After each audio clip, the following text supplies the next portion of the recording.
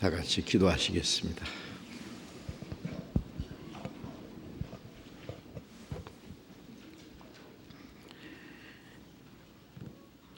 우리를 사랑하시는 거룩하시고 자비로우신 우리 아버지 하나님, 하나님을 멀리 떠나 죄 가운데 이루어져 있던 저희를 불쌍히 여기시고 주 예수님이 우리가 받아야 될 저주와 심판을 대신 담당하시고 주님이 흘리신 그 보배로운 피로 우리의 죄를 영원히 씻어주시고 아무 공로 없이 구원해 주셔서 하나님의 자녀로 삼아주시고 영원한 하나님의 나라에 들어갈 수 있는 그 크시고 영광스러운 소망을 주신 그 놀라운 은혜를 인하여 감사와 찬송과 영광을 우리 아버지 하나님께 돌립니다. 우리를 구원해 주심은 이 땅에 잠깐 있다가 없어질 것들을 주시기 위함이 아니요 영원하고 영광스러운 하나님의 나라를 기업으로 주시기 위함인 줄로 믿습니다. 이제 구원받은 저희들, 하나님이 허락하신 우리의 육체의 남은 때를 다시는 세상 헛된 것에 마음이 빼앗기지 아니하고 우리의 육신의 소욕을 따라 행하지 아니하고 하나님의 거룩하신 뜻을 좇아 우리 가운데 행하시는 주님의 능력을 따라 하나님의 영광을 위해서 그리고 주님이 우리에게 하라고 맡기신 거룩한 역사를 위해서 순종하며 살게 하신 은혜에 참으로 감사합니다. 이 시간 주님의 보배로운 피로 함께 구속함을 받은 저희들 주님 앞에 또 함께 모여서 주님의 그 크신 은혜와 영광을 찬송하며 주님의 말씀을 배우며 주님과 함께하는 이 거룩한 무리 안에서 교제하게 해주셔서 감사합니다. 우리 가운데 두루 행하시며 능력으로 역사하시는 주님, 주님의 말씀과 능력의 손길로 우리를 더욱 붙들어 주시고 우리의 남은 삶이 하나님 앞에 헛되지 않고 주님의 몸된 교회 지체로서의 역할을 잘 감당할 수 있도록 우리 모두를 주님 붙들어 주시고 주님 뜻대로 사용해 주옵소서.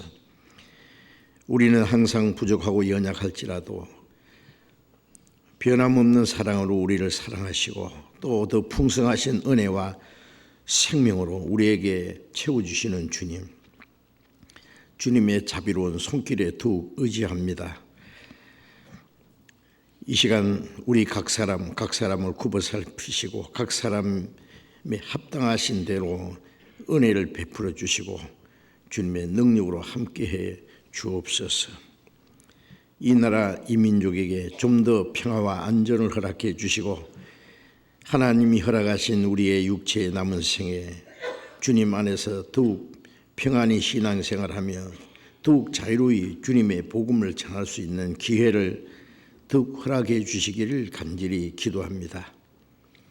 이 시간 함께 참여하지 못한 우리 형제 자매들, 병중에 있는 사람에게는 속히 건강을 회복시켜 주셔서 남은 생에 하나님의 뜻과 영광을 위해서 살 수 있는 기회를 주시고 또 마음에 시험 받는 사람, 여러 가지 연약한 중에 있는 사람 일일이 합당하신 은혜를 베풀어 주셔서 한 사람도 실족함이 없게 해 주옵소서.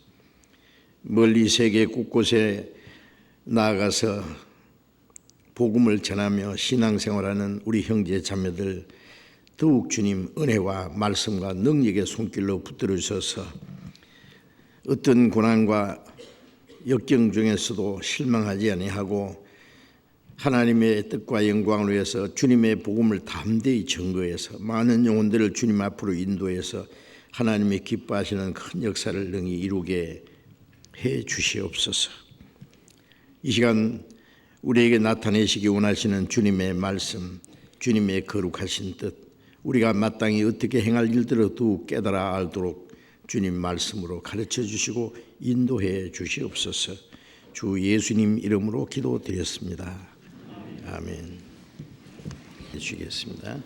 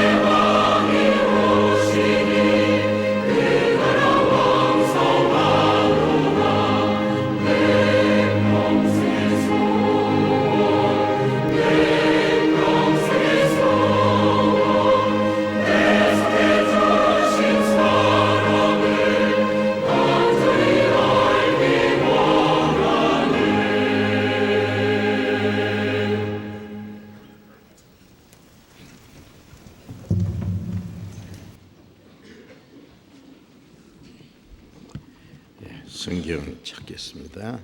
에베소서 2장. 에베소서 2장.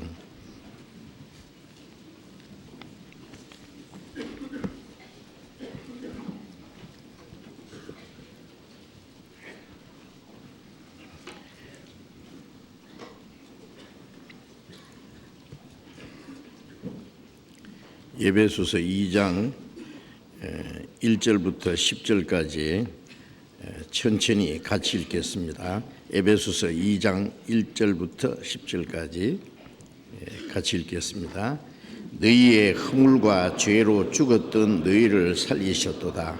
그때에 너희가 그 가운데서 행하여 이 세상 풍속을 쫓고 공중의 권세 잡은 자를 따랐으니 곧 지금 불순종의 아들들 가운데서 역사하는 영이라. 전에는 우리도 다 그 가운데서 우리 육체의 욕심을 따라 지내며 육체와 마음에 원하는 것을 하여 다른 이들과 같이 본질상 진노의 자녀였더니 긍휼에 풍성하신 하나님이 우리를 사랑하신 그 큰 사랑을 인하여 허물로 죽은 우리를 그리스도와 함께 살리셨고 너희가 은혜로 구원을 얻은 것이라. 또 함께 일으키사 그리스도 예수 안에서 함께 하늘에 앉히시니 이는 그리스도 예수 안에서 우리에게 자비하심으로써 그 은혜의 지극히 풍성함을 오는 여러 세대에 나타내려 하심이니라. 너희가 그 은혜를 인하여 믿음으로 말미암아 구원을 얻었나니 이것이 너희에게서 난 것이 아니요 하나님의 선물이라. 행위에서 난 것이 아니니 이는 누구든지 자랑치 못하게 함이라. 우리는 그의 만드신 바라 그리스도 예수 안에서 선한 일을 위하여 지으심을 받은 자니 이 일은 하나님이 전에 예비하사 우리로 그 가운데서 행하게 하려 하심이니라. 여기까지.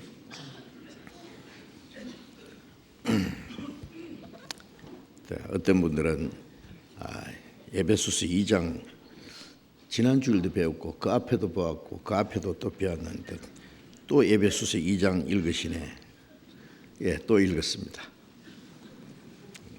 오늘은 같이 합창했습니다. 이 성경을 이제 다 외우시겠죠. 예? 성경 딱 덮고도 그렇죠? 외우셔야 됩니다. 우리 교회 학교 학생들은 매주 그 성경 암송을 숙제를 내주어서 암송을 하게 해요. 그래 제 손자 아이 보면은요 막 암송하느라고 열심히 하고 암송을 꽤 잘하는데 아주 대견스럽게 생각하고 그렇게 해요. 자, 우리 또 숙제를 낼까요? 예? 그럼 다음 주까지 에베소서 2장 1절부터 10절까지 암송하셔야 됩니다. 다음 주도 또 복창을 해야 되니까. 그런데 한 사람 한 사람 또 이제 무작위로 지적해서 여기 나오셔서 암송을 하게 할지도 모르니까 미리 준비하셔요. 이 에베소서 2장 1절부터 10절까지 이제 읽은 내용 속에요. 우리가 구원받는 그 하나님의 은혜부터 시작해서 구원받은 이후에 그리스도인이 신앙생활에 대한 그 내용까지 아주 합축되어 있는 아주 중요한 말씀입니다. 우리가 아무리 좋은 음식도요 맛있게 먹기는 했는데 그걸 잘 소화를 시키지 못하면은 몸에 별로 유익이 되지 않겠죠. 그래서 그 구약 성경의 히브리서 레위기 11장에 보면은 색임질하지 않은 그 짐승은 부정하다 그랬어요. 소는 색임질도 하고 쪽발도 갈라지고 그건 정결한.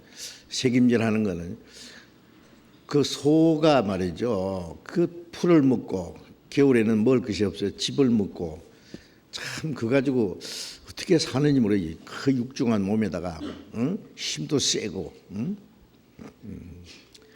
그 새파란 그 풀을 먹는데 하얀 젖을 내는 또 그것도 보면 신기하죠. 예. 그 내용 그 이유 중에 하나가 손은 색임질을 잘해요. 색임질하기 때문에 그 안에 있는 영양가, 하나님이 이 짐승들을 위해서 그 풀이나 이런 식물에 영양을 하나님이 주셨거든요. 그걸 먹고도 삽니다. 그 초식 동물도 굉장히 크고 힘세고 그래요. 색임질하기 때문에 그 안에 있는 영양을 거의 다 흡수를 하기 때문에 그렇게 그 거구가 잘 살고 힘도 세고 일도 하고 그런 것 같습니다. 자, 우리가 아무리 좋은 말씀도 좋다 그러고 듣고 잊어버리면 별 유익이 없어요. 그러면 그 말씀에 있는 그 내용을 우리가 100% 우리 안에 내 마음과 내 생활 속에 연결시켜서 그 말씀이 내게 힘이 되고 위로가 되고 기쁨이 되고 능력이 되고 우리의 생활의 지표가 되기 위해서는 계속 반복해서 그 말씀을 생각하는 것이 필요합니다. 복 있는 자는 여호와의 말씀을 즐거워하며 주야로 묵상하는 자로다. 주야로 묵상한다는 것은 눈 감고 가만히 생각한다는 말이 아니라 그 말씀을 계속 되씹는 거예요. 계속 반복해서. 학생들도 공부할 때요. 계속 복습하지 않는 학생은 공부 못합니다. 한 번 듣고 그 완전히 이해합니까? 못해요. 그걸 또 복습하고 또 복습하고 완전히 외울 수 있는 정도로 돼야 돼요. 그럴 때 그것이 자기 것이 됩니다. 그리고 뭐 성적만 올라가는 것이 아니라 그것이 살아가는 데에 그 지혜가 되고 어떤 능력이 될 수 있을 겁니다. 그런데 하나님의 말씀을 배우는 우리도 계속해서 말씀을 반복해서 복습하는 것이 아주 중요해요. 그렇지 않으면 듣기는 많이 들었는데 나중에는 그 말씀이 별로 남는 게 없어요. 유익이 없어요. 그래서 어떤 중요한 내용들이 있을 때는 듣고 집에 가서 다시 또 복습하고 어떤 분은요 이런 그 배운 후에 모여서 오늘 배운 말씀을 토론한다 그래요. 그것도 참 좋은 방법이에요. 어떻게 들었느냐 같은 말씀이지만 들은 사람들에 따라서 그 이해하는 정도가 또 다를 수 있어요. 자기 믿음의 분량에 따라서 이해할 수 있고 또 깨달은 것도 달라요. 어떤 사람은 그냥 꿀꺽 삼키고 말았는데 어떤 사람은 계속 되씹고 그 뜻을 이해하고 그 말씀을 그 마음과 자기 생활에 그 적용시키려고 노력을 해요. 그건 참 합당한 일이라고 생각합니다. 어떤 분은 설교 듣고 가서요. 그 요즘에 뭐 인터넷에 IPTV에 또 나오잖아요. 그 또 설교를 또 듣는 거예요. 계속 몇 번씩이고. 그래서 그 말씀이 자기 마음 아주 자기의 마음이 아주 스며들도록 그것이 자기에게 지혜가 되고 능력이 되고 살아가는 어떤 삶의 그 지표가 되도록 하는 것이 필요합니다. 그래서 계속 반복하는 것이 필요해요. 우리가 좋은 습관도요. 그걸 계속 반복할 때 그것이 습관이 인격이 되고 계속 반복하면 그거 인격이 돼. 좋은 것은요. 그래 자기 생활에 익숙한 그 일이 될 수 있어요. 그래서 우리가 성경을 계속 반복해서 배운다고 하는 것은 아주 중요합니다. 에베소서 2장의 내용은 말씀드린 대로 제목을 죽은 자와 산 자라는 제목을 가지고 이제 제가 계속 말씀드리고 있습니다. 여기서 죽은 자와 산 자라는 것은 육신적인 것이 아니라 영적인 것을 가르치죠. 그래서 1절에 너희 허물과 죄로 죽었던 너희를 살리셨도다. 아담 안에서 모든 사람은 죄와 허물로 죽었어요. 영혼이 하나님과 교통이 끊어져 있어요. 하나님의 생명에서 멀리 떠나 있어요. 영이 죽은 상태에서 살다가 육신도 죽으면은 영혼과 몸이 영혼이 지옥으로 들어가요. 둘째 사망 불못으로. 허물과 죄로 죽은 영혼들을 왜 아담의 자손 아담의 안에서 허물과 죄로 죽은 자들을 왜 하나님이 이 땅에 두셨느냐? 아담 안에서 죽은 자들을 그리스도 안에서 살리기 위해서. 그래 고린도전서 15장 22절에 보면 아담 안에서 모든 사람이 죽은 같이 그리스도 안에서 모든 사람이 삶을 얻으리라. 아담 안에서 영혼도 죽고 영혼이 죽었기 때문에 육신도 죽고 그리스도 안에서 영혼을 살리면 그 영으로 죽을 육신도 살립니다. 그래서 우리가 허물과 죄로 죽은 상태에서 태어난 것은 예수님 안에서 다시 삶을 얻기 위해서 예수님은 우리를 살리기 위해서 오셨습니다.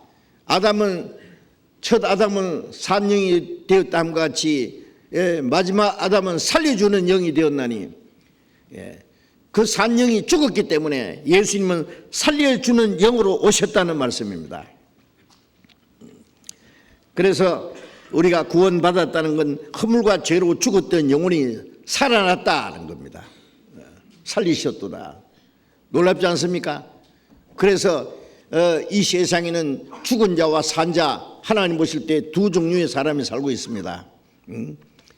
아무리 잘생겼어도 이 세상적으로 유명해도 인격적으로 훌륭해도 기독교 안에서 훌륭한 종교생활하고 경건한 모형이 있어도 그것은 죽은 자입니다. 마태복음 23장에 예수님이 이 화실진저 외식하는 서기관과 바리새인들이여 너희가 회칠한 무덤 같으니 겉으로는 사람에게 아름답게 보이나 속에는 죽은 자의 뼈와 모든 더러운 것이 가득하도다. 겉으로 하얗게 해를 칠해놨지만 그 안에는 죽은 자의 뼈와 더러운 것이 가득한 것처럼 겉으로 종교적인 아름다운 모양을 가지고 있을지라도 하나님 보실 때 그들은 죽은 자입니다. 이제 우리는 허물과 죄로 죽었던 가운데서 주님이 우리를 살리셨습니다. 예수님이 아버지께서 죽은 자를 살리심 같이 아들도 원하는 자를 살리느니라. 주님이 이 세상에 왜 오셨느냐? 죽은 자를 살리러 오셨습니다. 요한일서 4장 9절에 하나님이 내 사랑이 이렇게 나타났으니 그 아들을 보내시면 저로 말미암아 우리를 살리려 하십니다. 하나님이 자기의 독생자를 이 세상에 보내신 것은 우리를 살리기 위해서, 지옥 갈 영혼을 멸망치 않고 영생 얻게 하기 위해서, 죄와 허물로 죽었기 때문에 우리를 살리기 위해서는 그 죄와 허물로 죽어야 될 우리를 위해 주님이 대신 죽었잖아요. 그냥 살리는 것이 아닙니다. 주님이 죽으시고 우리 대신 심판과 저주를 받으시고 그 보배로운 피를 다 쏟아서 우리 죄를 영원히 사해 주지 않았으면 우리가 살 수 없습니다. 주님이 죽으심으로 우리의 죄를 대속하시고 부활하심으로 사망의 권세를 깨치시고, 그래서 하나님은 자기 독생자를 보내신 우리를 살리기 위해서 보내셨고, 예수님이 우리를 살리기 위해서 대신 죽으셨고, 구원하는 일을 하셨고, 성령은 그 사실을 우리에게 증거해 주셨습니다. 성령이 오시면 그가 나를 증거하실 것이요, 그 성령이 바로 그 하나님의 사랑 예수 그리스도로 말미암은 그 하나님의 은혜를 깨닫게 하심으로 우리를 살려주셨습니다. 우리가 하나님의 은혜를 깨달을 때, 그 은혜를 믿을 때에 허물과 죄로 죽었던 영혼이 살아난 겁니다. 죽은 자의 생활은 이제 성경에 말씀하신 대로 너희가 죽었을 때에 그때에 공중의 권세 잡을 따라 따랐다. 마귀를 따랐다 살았단 말이에요. 마귀.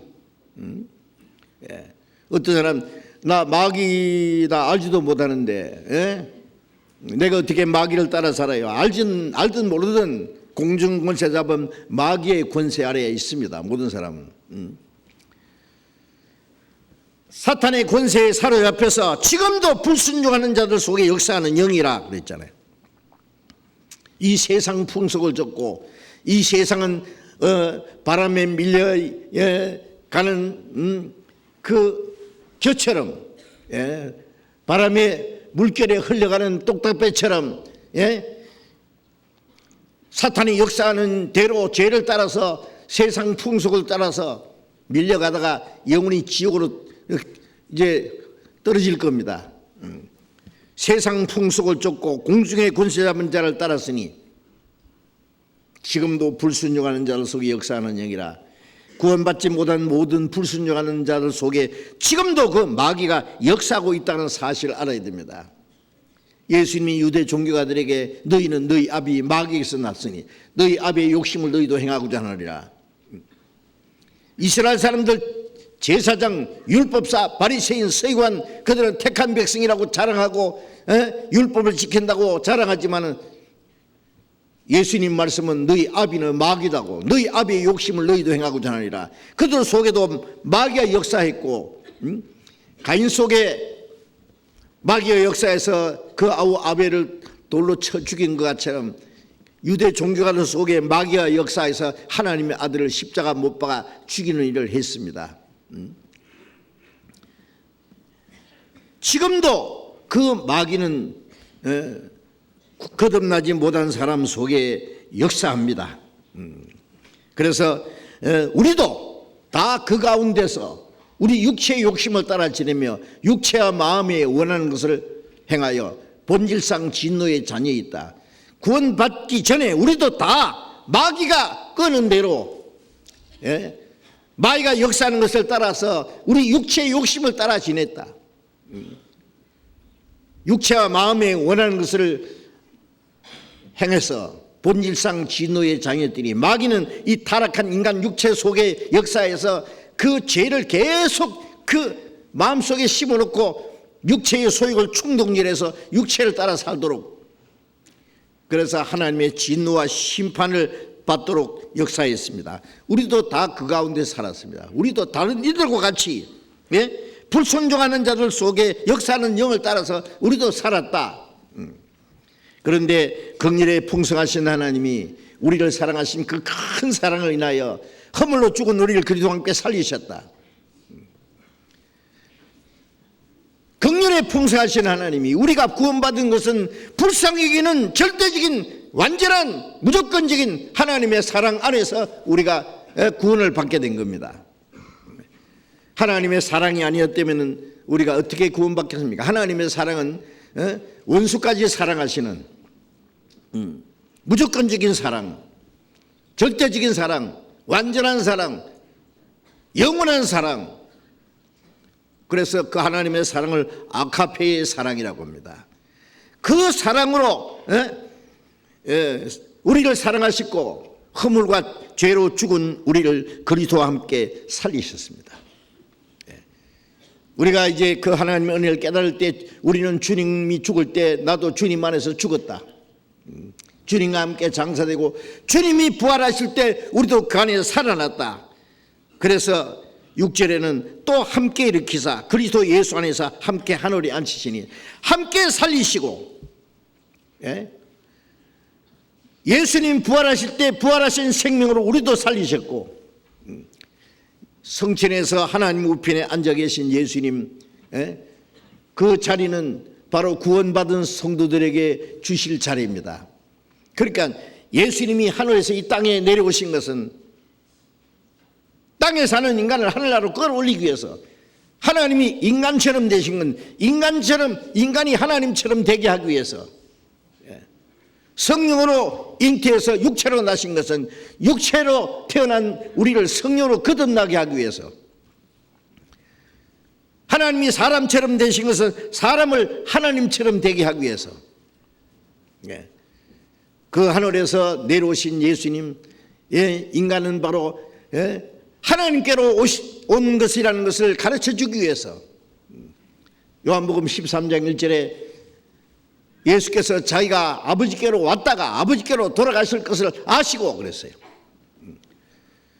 예수님은 하나님께로 오셨다가 그리고 하나님께로 가신다고 했죠. 그 설명은 예수님을 위해서는 필요 없는 설명입니다.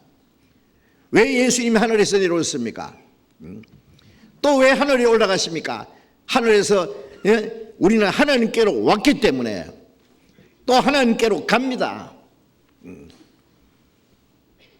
흙은 여전히 땅으로 돌아가고 영은 주신 하나님께로 돌아가기 전에 기억하라. 오늘 밤에 네 영혼을 도로 차더니 주셨으니까 도로 찾아갑니다. 예수님은 인간의 존재 가치가 무엇인지를 가르쳐 주는 겁니다. 하나님 보실 때 얼마나 인간이 존귀한 존재인지, 어디서 와서 어디로 가는지를 가르쳐 주기 위해서 오셨습니다. 빌라도가 예수님께 물었죠. 너는 어디로 서냐? 예수님은 대답하지 않으셨습니다.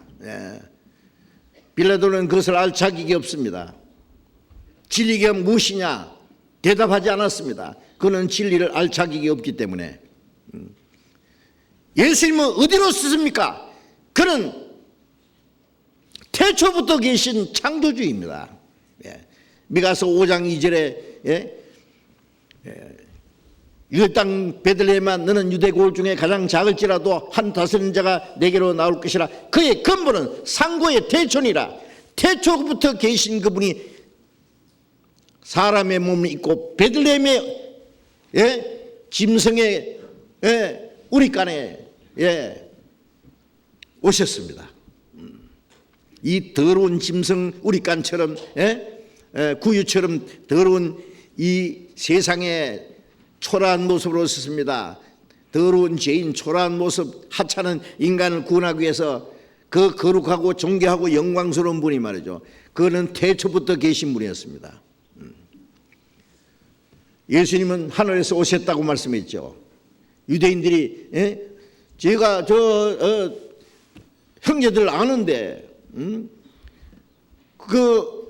아버지는 목수 요셉이고 그 어머니는 마리아고 그 형제들도 있는데 제가 어떻게 하늘에서 내려왔다 하느냐? 내가 하늘로 올라가는 걸 볼 것 같으면 어찌하느냐? 예수님이 육체는 베들레헴에 나셨지만은 그는 하늘에서 오셨습니다. 태초부터 계신 분입니다. 인간을 구원하기 위해서 한 여인의 태를 10달 동안만 빌리고 잠깐 나타나신 겁니다. 구원한 역사를 이루시고 가실 때는 많은 사람 지켜보는 데서 하늘로 올라갔습니다. 왜? 하늘로 오셨다는 것을 증거하기 위해서 하늘로 올라가셨습니다. 이것은 사람은 하나님께로 왔다가 하나님께로 갈 것을 미리 보여준 겁니다. 어디 오셨냐? 예수님은 하나님께로 오신 분입니다. 하늘도 창조하시기 전에, 산과 땅이 생기기 전에 그는 하나님과 함께 계셨다고 말씀했죠. 그분이 이 땅에 오셨습니다. 그 하나님이 우리도 보내셨습니다. 예수님은 하늘에 올라갔습니다. 우리도 하늘에 올라갑니다.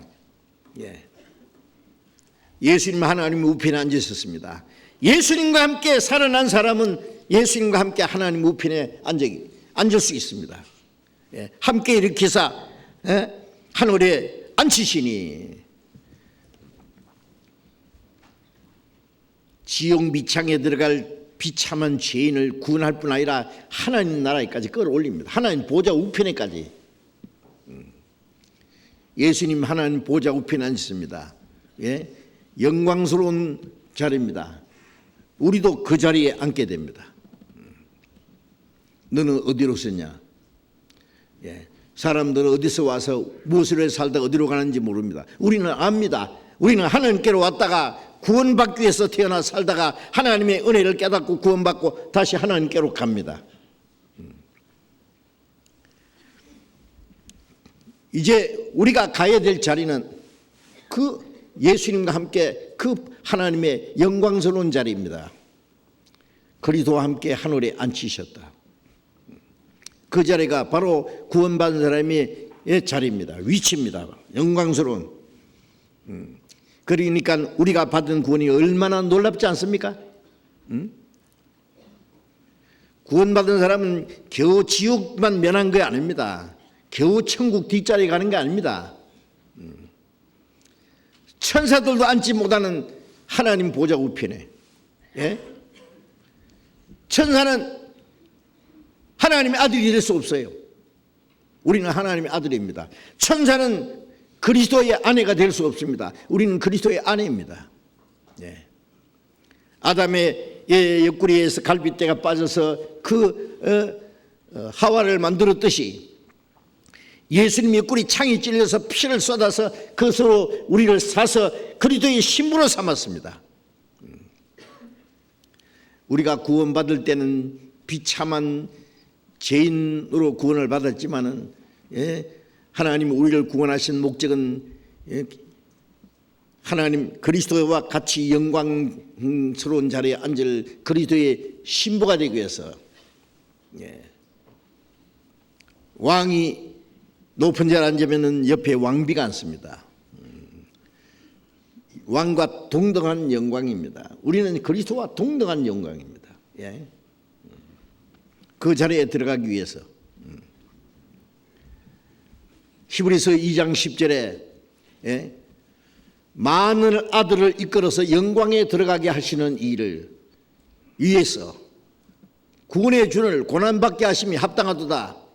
하나님이 미리 죽어서 많은 열매가 맺히는 것처럼 독생자가 죽어서 많은 아들을 탄생시켜서 하나님의 영광에 끌어올린다 그랬어요. 영광에 들어가게 하시는 일을 위해서 구원의 주님이 고난받게 하심이 합당하도다. 왜 하나님의 독생자가 죽어서 우리를 구원하셔야 되느냐? 지옥 밑창에 들어갈 죄인을 끌어올려서 이제 하늘 꼭대기까지 올리기 위해서, 그리스도의 보좌에까지, 예, 그리스도의 신부로 삼으신 겁니다. 에베소서 5장을 잠깐 쳐다봅시다. 에베소서 5장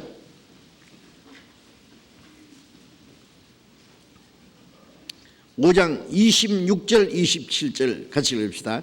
이는 5장 26절 27절 이는 곧 물로 씻어 말씀으로 깨끗하게 하사 거룩하게 하시고 자기 앞에 영광스러운 교회로 세우사 티나 주름 잡힌 것이나 이런 것들이 없이 거룩하고 흠이 없게 하려 하심이니라.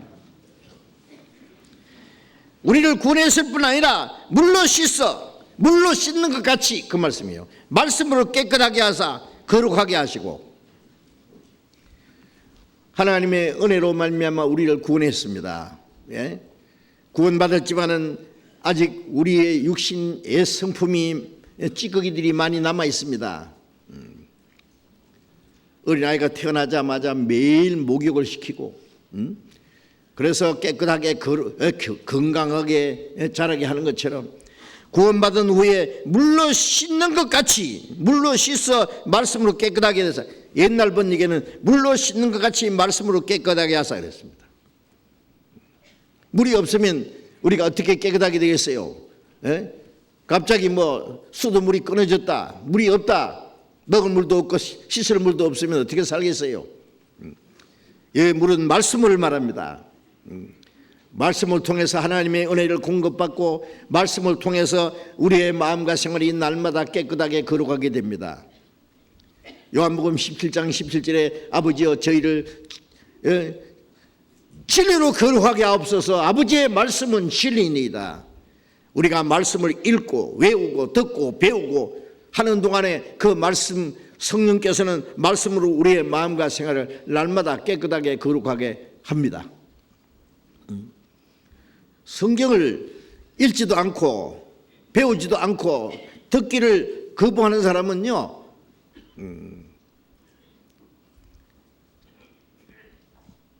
아무것도 먹지도 않고, 마시지도 않고, 씻지도 않고, 살라고 하는 사람 한 가지예요. 되겠어요? 요즘에 육신은 얼마나 깔끔하게 깨끗하게, 사람에게 돋보이려고, 그렇게 치장을 하고 하면서, 영혼은 하나님 앞에 깨끗하게 거룩하게 흠없이 보이려고 해야 될 거 아니에요? 어떻게 해야 됩니까? 말씀으로 읽고 외우고 배우고 듣고 마음과 생활 속에 지키려고 노력하면 날마다 깨끗해집니다. 구원받을 때는 비참한 더러운 죄인으로 구원받지만은 날마다 깨끗하게 해서 거룩하게 하시고 자기 앞에 영광스러운 교회로 세우사, 예수님은 영광스러운 분입니다. 존귀한 분입니다. 신부가 결혼 날짜를 받아놨습니다. 그리고 그날이 가까울수록 마음과 몸을 깨끗하게 단정하게 하려고 노력할 겁니다. 그리고 이제 결혼식 날 신랑이 딱 섰고 신부 입장 그럴 때예요. 그 신부의 모습은 세상에서 가장 아름다운 모습, 깨끗한 모습, 단정한 모습이 되어야 될 겁니다. 그러시겠어요? 우리 주님은 얼마나 거룩한 분입니까? 존귀한 분입니까? 영광스러운 분입니까? 요한계시록 19장에 어린 양의 혼인 기약이 가까웠으니 그 아내가 예비되었다. 빛나고 깨끗한 세마포를 입었으니 이는 성도들의 옳은 행실이라. 깨끗한 세마포를 입고 빛나고 깨끗한 세마포는 성도들의 옳은 행실이라 그랬잖아요. 주님의 말씀으로 우리의 마음과 생활을 날마다 깨끗하게 거룩하게, 그래서 주님 앞에 설 때는 흠도 점도 없이 영광스러운 교회로 그리스도의 신부로 그 앞에 설 수 있어야 됩니다. 영광스러운 교회로 세우사 티나 주름 잡힌 것이나 이런 것들이 없이 거룩하고 흠이 없게 하려 하십니다. 창세기 2장에 하나님이 아담을 위해서 돕는 배필을 만드시기 위해서 아담을 깊이 잠들게 했고 그 갈빗대를 뽑아서 여자를 만드셨죠. 아담이 한심 자고 일어나니까 앞에 뭐가 있어요? 미스 하와. 아마 얼마나 아름다웠을지요. 너무 아름다웠을 겁니다. 하나님이 딱 데려다 주셨습니다. 네 아내다. 아담이 보고 이는 내 뼈 중에 뼈요 살 중에 살이라. 자기 뼈가 빠져나가서 생명이 죽어서 만들어졌기 때문에 일단 죽은 겁니다. 갈빗대 하나도 빼도 모를 정도로 잠이 들었으면 그 죽은 상태 아닙니까? 그 하와는 깨끗했습니다. 죄가 없습니다. 아담이 준수한 것처럼 하와도 아름다웠습니다. 그런데 인간이 범죄함으로 비참하고 저주스럽게 더럽게 됐습니다. 쓰레기통에 가서 뭘 하나 주워가지고 깨끗이 씻고 닦고 해가지고 번질번질하게 만들어서 자기 집에 제일 좋은 자리에다 딱 모시는 것처럼 죄악의 쓰레기통에서 우리를 건져내가지고 주님의 은혜로 말씀으로 깨끗하게 거룩하게 해서 영광스러운 교회를 세워서 티나 주름 잡힌 것이나 이런 것들이 없이 거룩하고 흠이 없게 하시기를 원한다 그랬잖아요. 그렇게 하시고 있습니다 지금. 우리는 멀잖아 그 주님, 우리를 구원하신 주님 앞에 설 사람들입니다. 천군 천사들이 웨딩 마치를 쫙 해주는 가운데서 우리 성도들이 주님 앞에 설 때 깨끗하고 거룩하게 그 영광에 참여하기에 부끄럽지 않게 서야 되지 않겠습니까? 그날을 사모해야 됩니다. 우리는. 예? 하나님이 우리를 얼마나 사랑하는지 아십니까? 요한일서 3장 1절에 하나님이 어떠한 사랑 우리를 사랑하사 우리를 하나님의 자녀라 일컬음을 얻게 하셨는고 우리가 그러하도다. 하나님이 사랑하심으로 우리 죄를 대속해 주셨고 허물로 죽은 우리를 그 하나님의 사랑으로 살리셨고 하나님의 사랑으로 우리를 하나님의 자녀로 삼아 주셨습니다. 그 영광에 들어가게 합당한 사람으로 만들어 주셨습니다. 그 모든 것은 하나님이 우리를 사랑하시기 때문이라는 것이 답입니다.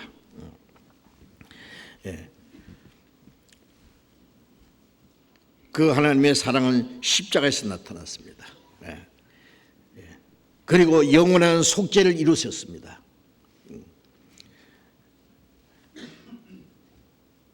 우리를 그리스도와 함께 살려서 그 영광의 보좌에 앉게 해주셨습니다. 예수님 앉아 계신 자리가 우리 자리예요. 아시죠?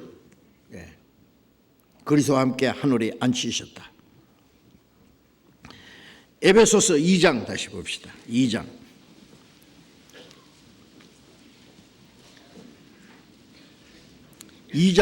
6절 7절 같이 읽읍시다. 또 함께 일으키사 그리스도 예수 안에서 함께 하늘에 앉히시니 이는 그리스도 예수 안에서 우리에게 자비하심으로써 그 은혜의 지극히 풍성함을 오는 여러 세대에 나타내려 하심이니라. 왜 우리를 그리스도와 함께 살리시고 그리스도와 함께 일으켜서 그리스도 안에서 함께 하늘에 앉히셨을까? 이는 7절에 그 이유는 그 근원은 하나님의 사랑이고 우리를 구원하신 이후에 주님이 원하시는 것은 뭐냐? 그리스도 예수 안에서 우리에게 자비하심으로써 은혜의 지극히 풍성함을 하나님의 자비하심 불쌍히 여기는 그 하나님의 사랑으로 우리에게 주신 그 은혜의 지극히 풍성함을 오는 여러 세대에 나타내려 함이라. 그 은혜를 여러 세대에 쭉 전해졌습니다. 1900 몇십 년 후에 우리까지 왔습니다. 우리에게 나타났습니다. 그리스도의 사랑이 이렇게 나타났다. 하나님의 사랑이 이렇게 나타났다. 자기 독생자를 보내시면 저로 말미암아 우리를 살리게 하심이라. 우리가 죄인 됐을 때 그리스도께서 우리를 위해서 죽으심으로 하나님이 우리에 대한 자기 사랑을 확증하셨나이다. 나타내셨나이다. 그 사랑이 우리에게 나타났습니다. 성령은 예루살렘에서 시작된 이 복음이 하나님의 사랑이 그리스도의 은혜가 계속 오는 여러 세대에 전해지도록 하고 우리에게까지 전해졌습니다. 오는 여러 세대에 나타내려 합니다. 이 여러 세대라는 건 한 세대가 지나가고 한 세대가 지나가고 또 다음 세대가 지나가고 오잖아요. 여러 세대에 오고 오는 모든 세대 마지막까지 전파되게 하려 함이라는 말씀입니다. 이제 하나님이 우리에게 주신 그 놀라운 은혜, 그 크신 은혜,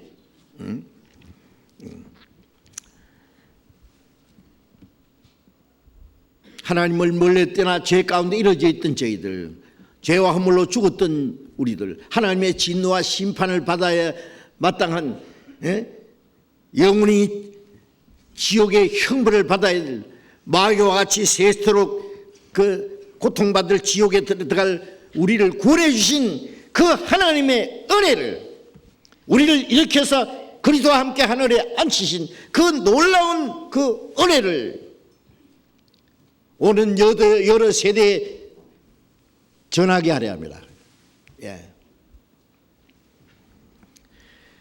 이 하나님의 은혜를 깨달은 사람들이 이 복음을 전하기 위해서 얼마나 많은 주님의 일꾼들이 희생을 했는지 아십니까? 주님의 일꾼들이라 그러면은 뭐 사도들이나 특별한 사람들만이 아닙니다. 초대교회 그리스도인들은 사도들뿐 아니라 거듭난 모든 그리스도인들이 다 전도자였습니다. 사도행전 8장에 보면은 스데반이 집사였습니다. 복음을 전하다가 돌에 맞아 죽었어요. 예루살렘에 큰 핍박이 일어났습니다. 사도 외에는 다 흩어졌다 그랬어요. 죽을까 봐 무서워서 뿔뿔이 도망가서 숨었습니까? 아닙니다. 흩어진 사람들이 가는 곳마다 복음을 전했습니다. 복음을 전했어요. 그 중에 집사 빌립은 사도행전 8장에 보면은 가사, 요즘에 이스라엘 땅에 한창 분쟁이 있는 가자 지구입니다. 가사에 가는 길로 가라. 예루살렘에 왔다가 내려가는 에디오피아 여왕의 국고를 맡은 큰 권세가 있는 내시, 그런 성경을 읽고 하나님의 은혜를 깨닫고 원하기 때문에 가라 그랬어요. 마차를 타고 가는 이 내시에 이런 것을 깨닫느냐? 지도하는 자가 없으니 어찌 깨달을 수 있느냐? 이거 무슨 말씀인지 가르쳐 달라. 거기서부터 예수를 가르쳐 복음을 전하니 마차오에서 당장 구원받았잖아요. 스데반도 집사고 빌립도 집사였습니다. 그러나 어떤 전도자 못지않게 그들은 복음을 전했습니다. 사도만 전합니까? 집사만 전합니까? 아니, 초대교회 성도들은 다 전도자였습니다. 흩어진 곳에서 그들은 복음을 전했습니다. 왜 예루살렘에 모여 있느냐 그 말이에요. 불을 끌려고 불을 때리니까 불똥이 튀어서 막 불이 더 널리 퍼지는 것처럼 예루살렘에 큰 핍박이 나니까 예루살렘에 뭉쳐있던 성들이 막 뿔뿔이 들어서 가는 곳마다 복음을 전해서 더 빨리 복음이 전해진 거예요. 그리스도인들은 육신이 어떻게 하면 잘 먹고 잘 사느냐, 그게 목적이 아닙니다. 우리 영혼을 구원하신 하나님은 우리의 육체의 생명도 보호하신다 그랬어요. 공중의 새도 하나님이 기르시고 들에 있는 들풀도 하나님이 키우시는데 하물며 너희일까 보냐? 너희 천부께서 이 모든 것이 너희에게 있을 줄 하시느니라. 너희는 먼저 그의 나라와 의를 구하라. 그리하면 이 모든 걸 더하시리라. 우리는 어떻게 하면 잘 먹고 잘 살까? 혹시 굶어 죽을까? 그래서 사는 게 아닙니다. 그러면 아무것도 하지 말아마느냐? 아니죠. 우리는 사는 목적이 복음을 전하기 위해서 삽니다. 예수님은 죽은 자를 구원하러 오셨고 이제 허물과 죄로 죽었던 영혼이 살아난 우리는 그 복음을 전하기 위해서 삽니다. 이제 내가 죽지 않고 살아서 여호와의 행사를 선포하리로다. 그 하나님의 그 자비하심으로 주신 은혜의 지극히 풍성함을, 그 지극히 풍성한 은혜를 오는 여러 세대에 전하려 합니다. 오고 오는 세대에 땅끝까지 주님 오시는 날까지 전하기 위해서 그리스도인들이 있습니다. 하나님은 사랑하셨고 예수님은 사랑을 십자가에서 이루셨고 성령은 그 사랑을 증거하시는데 먼저 구원받은 사람을 통해서 전합니다. 전파하는 자가 없이 어찌 들으리요? 듣지 못한 이를 어찌 믿으리요?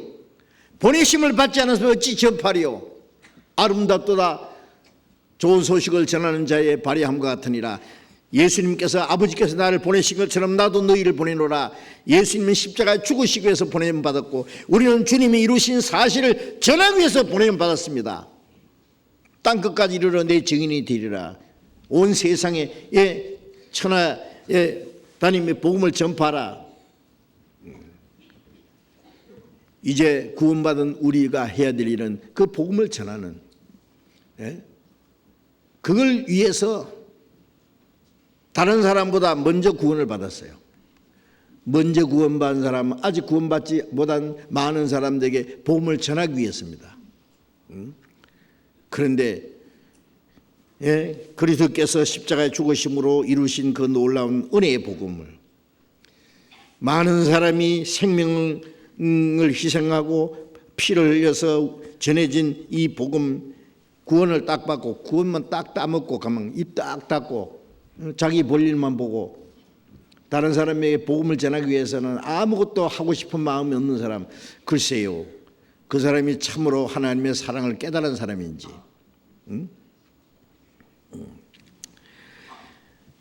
열왕기하 7장 9절에 보면은요, 아람 군대가 사마리아를 쳐서 사마리아 안에 엘리사 선지자도 있고 하나 이스라엘 백성들이 있습니다. 탁 둘러서 포위했습니다. 사마리아 안에 먹을 양식이 끝났어요. 자기 자식을 잡아먹게. 오늘은 내 아들, 네 아들 잡아먹고 내일은 내 아들 잡아먹자. 죽는 마당에서 말이죠. 하나님께서 밤에 천사를 보내서 아람 군대를 다 쫓아내버렸습니다. 큰 그 말굽 소리가 들리게 하고, 그래서 그 아람 군대가 무서워서 너무 빨리 도망가니라고 막 다 모든 걸 내버리고 그냥 달아났어요. 성문 앞에 있던 네 문둥이가, 자, 우리 굶어 죽는데 성 안에 들어가도 굶어 죽으니까 우리가 얻어먹을 거 없고 어떻게 하고, 아람 군대에 가서 먹을 걸 달라고 하자. 그 가면 죽을지 모른다. 이래 죽어도 저래 죽어도 죽을 것까지 가보자. 아람 군대 있는 데로 가니까 다 도망가 없네. 없을 뿐 아니라 너무 빨리 도망가니라고 막 온갖 것 다 내버리고 갔어요. 먹을 거 입을 거 막 전부 다. 그래서 먹고 감추고 막 그러다가 정신이 부쩍 났어요. 야, 지금은 정말 좋은 소식을 전해야 되는 날인데 날 새기까지 이 사실을 궁중 안에는 지금 굶고 있는 사람들이 있는데 이걸 전하지 않으면 날이 새면 우리는 하나님 앞에 저주받을 게다. 빨리 이 소식을 전해야 되겠다고 성문에 가서 나와보세요.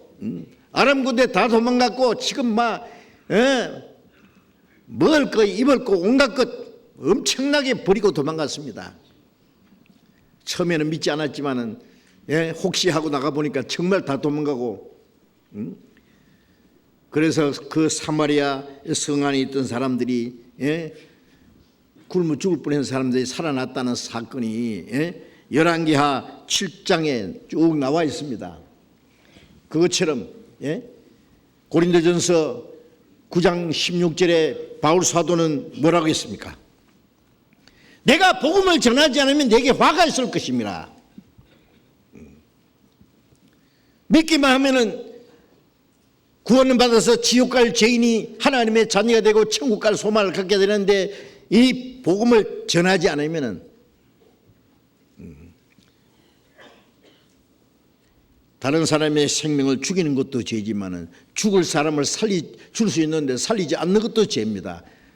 나쁜 짓을 하는 것도 죄지만은 선을 행치 않는 것도 죄라고 말씀했잖아요. 선한 일 중에 최고 선한 일이 지옥 갈 영혼을 구원해 주는 것이 가장 큰 선이 아니겠어요?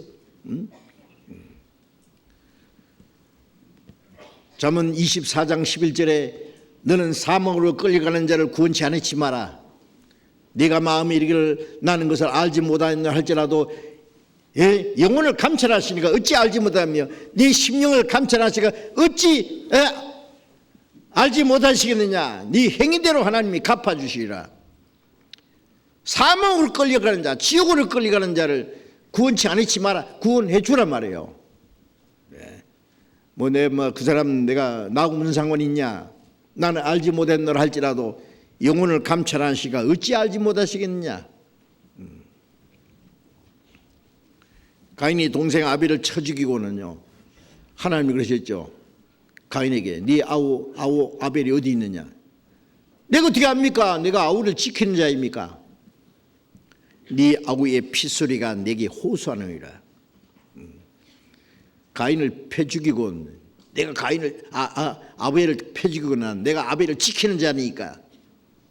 가인은 얼마나 뻔뻔스러워요. 우리는 가인처럼 죽이지 않았지만은 죽어가는 영혼에 대해서 내가 어찌 알지 뭐 내가 그 사람 지키는 사람입니까? 그렇게 말할 수 있어요? 복음을 전하라고 했잖아요. 듣든지 안 듣든지 전하라고 했어요. 안 믿는 것은 그 책임이면 전하지 않는 것은 내 책임이에요. 오는 여러 세대에 나타내려 함이라. 이 하나님의 크고 놀라운 자비하심을, 그 은혜의 복음을 모든 인생에게 베푸신 하나님의 은혜를 온 세상에 알게 해야 된다 그 말이에요. 그래서 하나님이 먼저 우리를 구원해 주셨습니다. 너는 온 천하에 다니며 만민에게 복음을 전파하라. 온 천하에.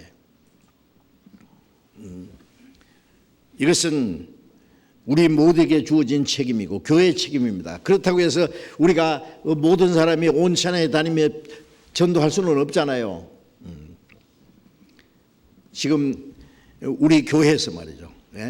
우리 교회를 통해서만 전해지는 세계 57나라에 지금 한국에서 나간 선교사들만 150여 명, 그리고 전 세계에 우리가 전도하는 곳에 세워진 교회가 430여 개 교회, 물론 현지에도 많은 전도인들이 있습니다.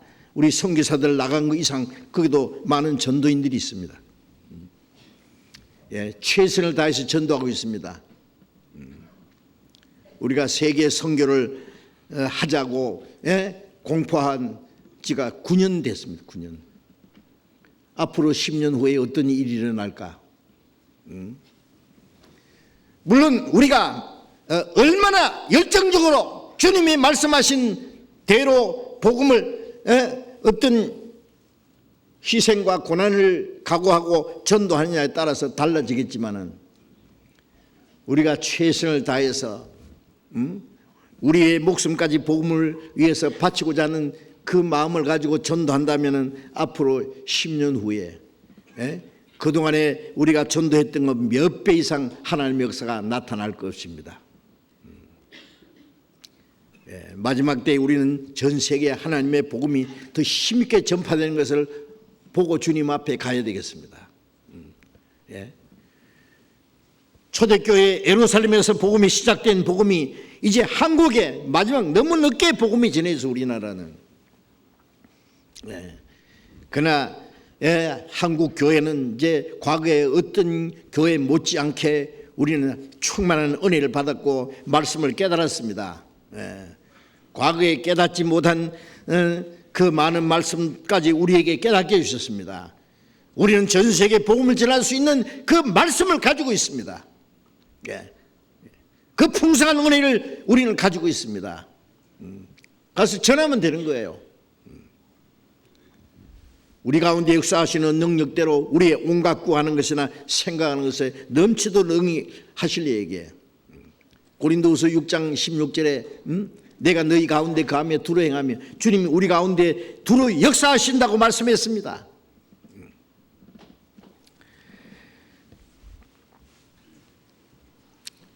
시편 50장 1절에 보면은 전능하신 하나님이 말씀하사 하늘 이 끝에서 저 끝까지 온 세상을 부르셨도다. 3000년 전에 다윗을 통해서 기록된 그 말씀이 바로 예루살렘에서 시작된 복음이 약 2000년 후에 우리까지 전해졌고 하늘 이 끝에 끝까지 예루살렘부터 땅 끝까지 이사야 45장 22절에 땅끝의 모든 백성아 나를 악마하라 그리하면 구원 얻으리라. 우리는 이거 복음을 전해야 됩니다. 이제 하나님이 하시는데 구원받은 사람을 통해서 그 일을 하신다는 걸 알아야 됩니다. 시편 66편 16절에 하나님이 내 영혼을 위하여 행하신 일을 내가 선포하리로다. 시편 118편 17절에 내가 죽지 않고 살아서 여호와의 행사를 선포하리로다. 시편 71편을 찾아봅시다. 시편 71장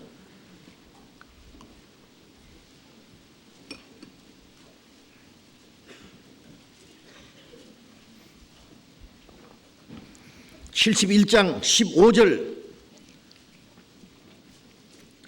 15절 같이 읽읍시다. 내가 청량할 수 없는 주의 의와 구원을 내 입으로 종일 전하리이다. 내가 청량할 수 없는 주의 의와 구원을, 우리는 의로운 게 없지만은 예수 그리스도께서 의가 되셨고 우리를 대신해서 하나님 말씀을 지키셨고 그 의를 우리에게 주셨습니다. 값없이. 청량할 수 없는 주의 의와 구원을 내 입으로 종일 전하리이다. 그랬죠. 말할 수 없는 그 크신 사랑, 청량할 수 없는 그 은혜, 그 구원을 전해야 됩니다. 오는 여러 세대에 나타내려 함이라. 18절 같이 읽어봅시다. 하나님이여 내가 늙어 백수가 될 때에도 나를 버리지 마시며 내가 주의 힘을 후대에 전하고 주의 능을 장래 모든 사람에게 전하기까지 나를 버리지 마소서. 다윗은 기도하기를 하나님의 내가 늙어 백수가 될 때도, 머리가 백발이 될 때도 말이에요. 나를 버리지 마십시오. 왜요? 오래 살고 싶어서요? 아닙니다. 내가 주의 힘을 후대에 전하고 주의 능을 장래 모든 사람에게 전하기까지 나를 버리지 마소. 장래 모든 사람에게 전하기까지. 그게 우리의 욕망이 돼야 됩니다. 그렇죠? 우리가 원하는 건 뭡니까? 그 주님의 사랑을 온 세상에 알게 하기 위해서, 그 크신 청량할 수 없는 그 구원의 은혜를 온 세상에 알게 하기 위해서, 전하기 위해서, 후대의 모든 사람에게 전하기까지 하나님이 나를 버리지 마소서. 저도 간절한 소원이 있습니다. 하나님, 내가 더 많은 사람에게 복음을 전할 수 있도록 내 생명을 지켜주십시오. 요한 웨슬레는 86세에 살다가 갔는데, 저도 이름이 좀 비슷합니다. 요한 웨슬레가요, 죽는 날도 설교했대요. 매일 설교하는, 매일. 그래서 처음에 86세라고 그랬어요. 글쎄요, 뭐 하나님이 계산하시겠죠. 내가 뭐 아무리 원해도. 근데 하나님요, 요즘에는요 의학이 발달해서 조금 더 96세까지는 어떻겠습니까? 하나님이 웃으실 거예요. 뭐 몇 살가 됐든 간에 내게 주신 이 복음 전하는 일을 딱 끝날 때 하나님이 나를 데려가십시오. 그렇죠. 끝나면 빨리 가야죠. 예수님도 다 이루었다 그러면 끝났어요. 바울사도도 로마에 가서 2년 동안, 로마는 전 세계 복음이 전해지는 2000년 기독교 역사의 축소판입니다. 2년간 집행유예로 있으면서 복음을 전하다가 목이 잘려 죽었어요. 베드로는 로마에서 거꾸로 십자가 죽는 것이 하나님이 정해놓은 코스일 거예요. 나의 달려갈 길, 우리 각 사람에게 달려갈 코스가 있습니다. 사도 요한은 제일 나중까지 살다가 요한계시록까지 기록하고 주님이 데려가셨습니다. 자기 하는 일이 끝나면 가야 돼요.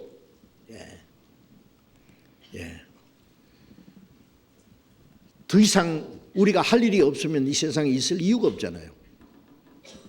어떤 그리스도인은 열심히 주를 위해서 사는데 갑자기 하나님이 데려가시는 거 보면은 그 사람은 주님 앞에 잘 보이는갑다. 그 사람이 할 일이 그렇게 빨리 좀 끝났는갑다. 예수님 12 제자 중에 수제자 야고보, 예루살렘에 핍박이 있을 때 제일 먼저 목 잘려 죽었잖아요. 12 사도 중에. 그 동생 요한은 제일 나중까지 살았고. 하나님이 우리에게 달려갈 코스가 따로 있어요.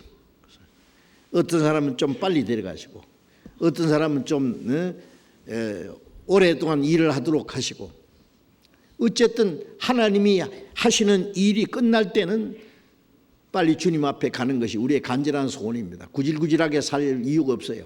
그렇죠? 자, 우리가 이 땅에 사는 목적은 오직 그 복음을 전하기 위해서. 시편 2편을 잠깐 또 봅시다. 시편 2편.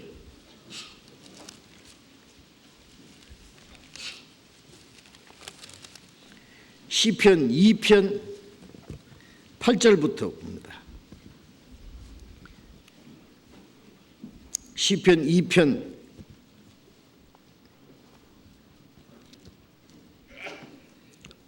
8절부터 제가 읽겠습니다. 내게 구하라. 내가 열방을 유업으로 주리니 내 소유가 땅끝까지 이르로다. 네가 철장으로 저희를 깨뜨리며 질그릇같이 부수리라 하시도다. 다윗을 통해서 기록된 말씀인데 이 말씀은 바로 그리스도로 말미암아 하나님이 하실 일을 말씀하신 겁니다. 내게 구하라. 내가 열방을 유업으로 주리니 네 소유가 땅까지 이르로다. 내게 구하라. 네 소유가 땅까지 이르로다. 열방을 유업으로 준다. 뭘 말씀하실까요?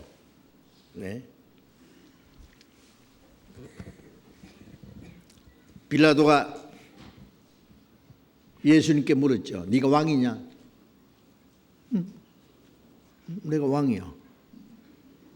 그러나 내 나라는 이 세상에 속하지 않느니라.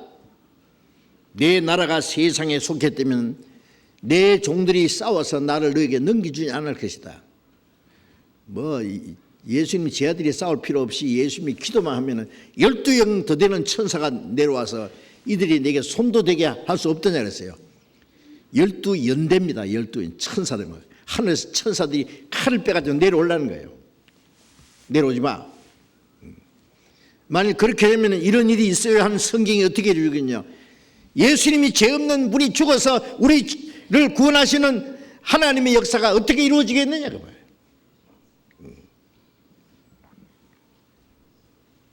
예수님은 땅을 정복하러 오신 분이 아닙니다.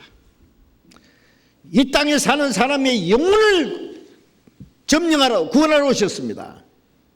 내게 구하라. 열방을 유업으로 주니니 뭘요? 사람의 영혼을 구원받게 하신단 말이에요. 네 소유가 땅까지 이르러다. 땅끝까지 언제요?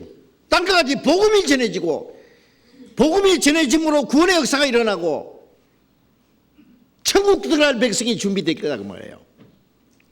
나라의 3대 요소, 주권, 그 다음에 영토, 그 다음에 국민 있어야 되죠. 그런데 그 중에 주권은 하나님이시고 영토는 새하늘과 새 땅이고 그 다음에 국민은 구원받은 성도들입니다. 그러면 하나님이 하시는 새하늘과 새 땅은 있고 하나님은 주권자 하나님은 계시고 그 다음에 하나님이 하시는 일은 뭡니까? 그 나라에 들어갈 백성을 준비하는 것이 하나님이 하시는 일이에요. 내게 구하라. 열방을 유업으로 주리니 열국의 모든 백성들을 구원받게 한다는 말씀입니다. 네 소유가 땅까지 이르로다. 예수님이 지상 재림하실 때는 아담이 실패한 것 예수님이 회복하시잖아요. 하나님이 아담에게 모든 걸 다스리라, 에덴 동산과 모든 걸 다스리라는데 그걸 마귀에게 넘겨줬잖아요. 그래 누가복음 4장에 보면은 마귀가 천하 영광을 보이면서 예수님께 이것은 내게 넘겨준 것이므로 내가 원하는 자에게 주노라. 네가 내게 절만하면은 내가 이걸 다 네게 주리라. 예수님은 마귀의 권세를 정복하고 사람의 영혼을 구원할 뿐 아니라 지상 재림하실 때 만왕의 왕으로 오시죠. 요한계시록 19장에 보라 백말 탄자가 있으니 그 달에 이름 쓴 것 있으니 이는 만왕의 왕이요 만주의 주라 칭하더라. 그에서 이한 금이 나오고 그것으로 만국을 치겠고 철장으로 질그릇 깨트릴 같이 이 세상을 정복하리라고 말씀했어요. 예수님이 지상 재림하실 때 만왕의 왕으로 오실 때 이 세상을 완전히 정복하고 지상 천국을 이룰 겁니다. 요한계시록 20장에 1000년 동안 그리스도께서 왕노라하리로다. 그런데 그렇게 하기 전에 뭐 해야 됩니까? 이 세상 임금들을 폐하고 이 땅을 점령하려고 하시는 것이 아니라 사람의 영혼을 구원하려 해야 됩니다. 십자가에 죽어서 그 보배로운 피로 영원한 속죄를 이루시고 그 복음이 전해짐으로 예루살렘부터 땅까지 복음이 전파됨으로 그 나라에 들어갈 백성이 먼저 준비되어야 됩니다. 내게 구하라. 내가 열방을 유업으로 주니니 네 소유가 땅까지 이르로다. 철장으로 죄를 깨트리며 질그같이 부수리로다. 예수님이 지상에 오셔서 재림하실 때 철장으로 질그를 깨트리듯이 이 세상을 다 박살내고 이 정복하시기 전에, 공의로 세상을 심판하시기 전에 하나님의 사랑으로 은혜의 복음이 전해져서 하나님의 사랑으로 땅까지 덮어야 됩니다. 그건 어떻게 하시느냐? 성령의 능력으로 구원받은 사람을 통해서 하십니다. 그는 내게 구하라. 너희는 먼저 그 나라와 의를 구하라 그랬잖아요. 그 나라에 들어갈 백성을 준비하라 그 말이에요. 복음을 전해서 사람의 영혼을 구원받게 하라 그 말이에요. 우리는 땅끝까지 복음을 전해서 이제 내 소유가 땅까지 이르러다. 우리가 구원받으면은 천국 갈 백성이 준비돼요. 그거 우리가 원하는 거예요. 우리는 이 저주받은 땅을 한 평이라도 차지해 가지고 이 세상에서 오래 살라고 하는 거 아니잖아요.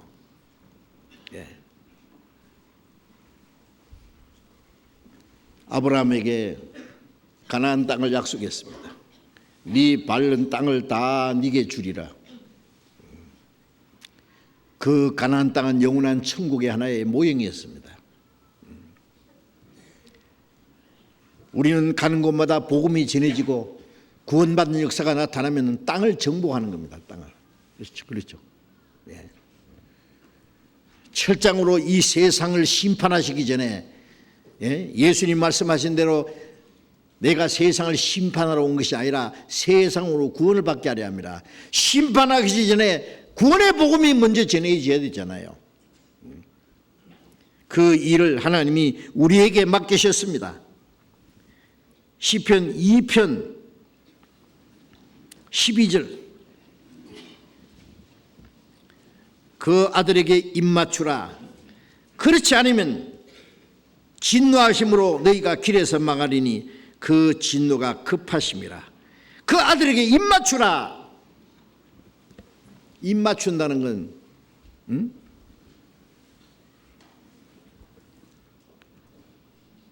입맞춘다 그러니까 요새 영화 같은 거 보면은요, 드라마도 보면은 입맞추는 거 보면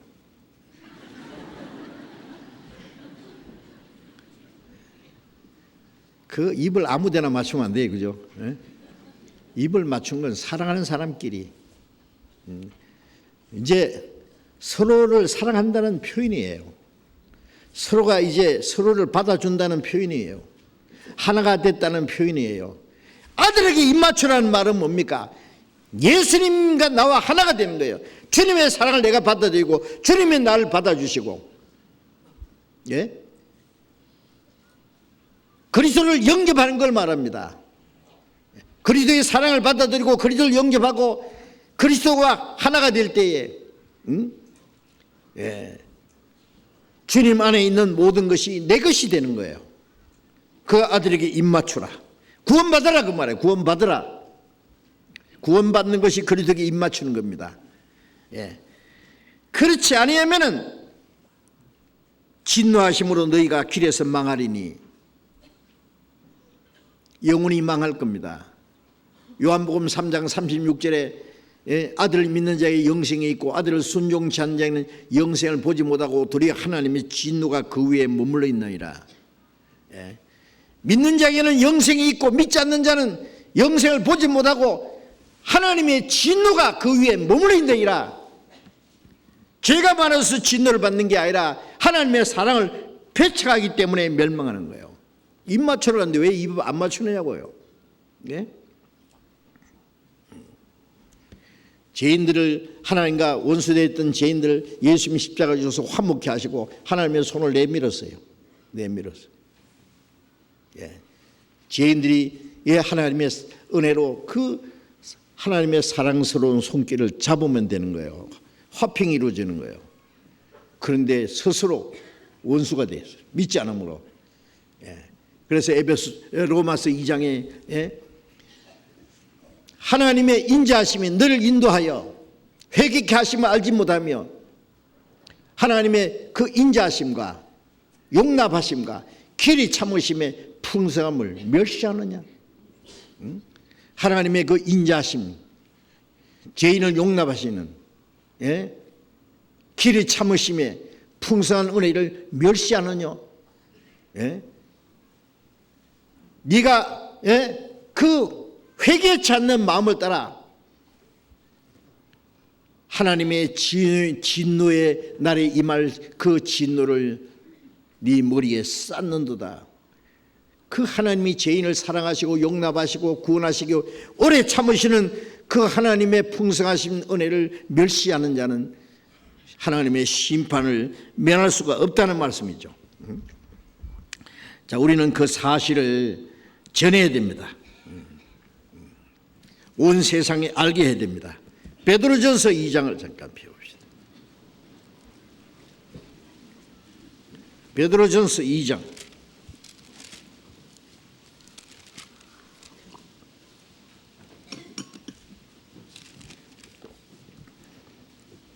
베드로전서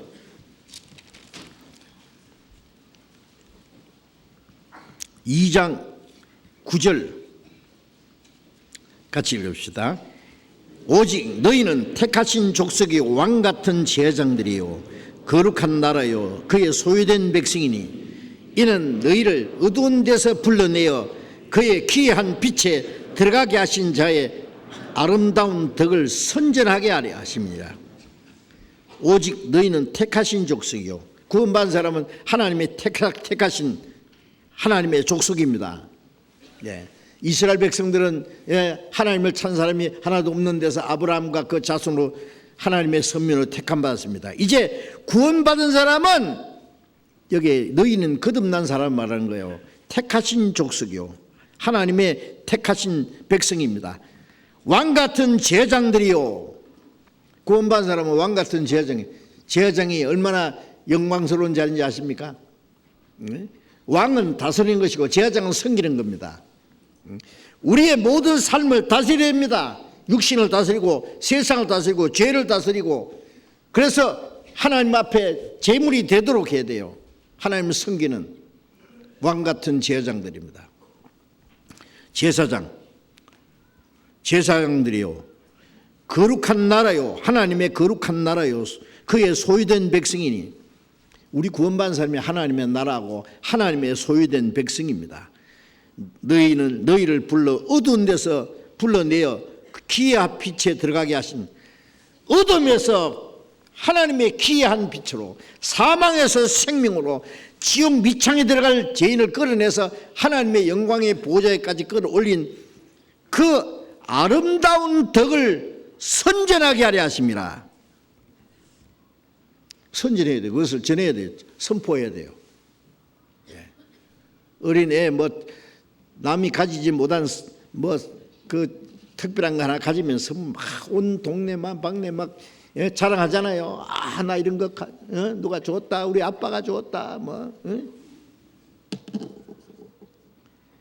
하나님이 우리에게 엄청난 선물을 줬잖아요.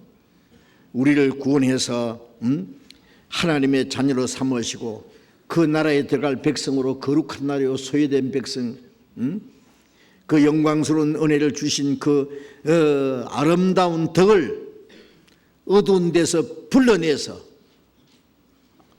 기이한 빛에 들어가게 하신 그 아름다운 덕을 선전하게 하면 그 어찌 말하지 않을 수가 있겠습니까?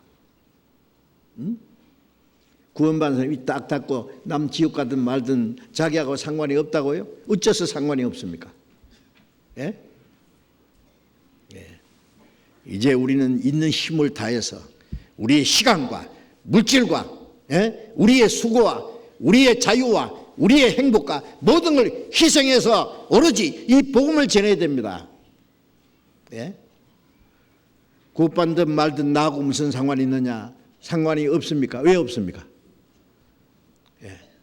우리가 입을 딱 닫고 우리가 지옥 가는 사람들에 대해서 무관심하는 동안에 얼마나 많은 사람, 구원받을 수 있는 사람들이 멸망하고 있다는 사실을 아십니까? 요즘에 일본과 에콰도르 곳곳에 지진이 나서 무너져가지고 많은 사람이 죽었습니다. 지금도 그 건물 밑에 깔려서 자기를 구원해 주기를 간절히 기다리는 사람이 있는지 모릅니다. 그래서 막 온 세계가 애타는 마음을 가지고 지켜보고 있고, 구조대원들이 필사적으로 한 사람의 생명이라도 살리기 위해서, 그러다가 어린 아이고 노인이고 한 사람의 생명이 살아나면 전부 환호성을 지르죠. 어떤 사람은 멀쩡한 사람은 마구잡이로 죽이는 사람이 있지만은 어떤 사람은 죽게 된 사람을 살리는 일을 하는 사람들이 있어요.